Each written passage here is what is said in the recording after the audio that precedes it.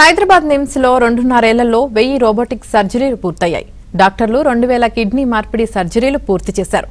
భారత ప్రభుత్వ రంగంలో తొలి రోబోటిక్ కిడ్నీ ట్రాన్స్ప్లాంట్ చేశారు.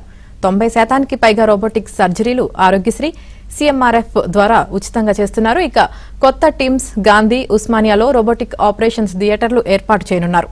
నిమ్స్ వైద్య బృందాన్ని సీఎం రేవంత్, మంత్రి దామోదర రాజనరసింహ అభినందించారు. ప్రభుత్వ ఆసుపత్రుల్లో అత్యాధునిక వైద్య సేవలకు ఇది నిదర్శనమని మంత్రి అన్నారు.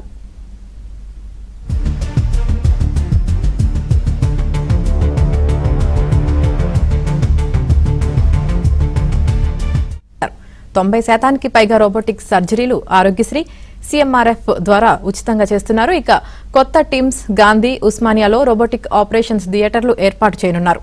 నిమ్స్ వైద్య బృందాన్ని సీఎం రేవంత్, మంత్రి దామోదర రాజనరసింహ అభినందించారు.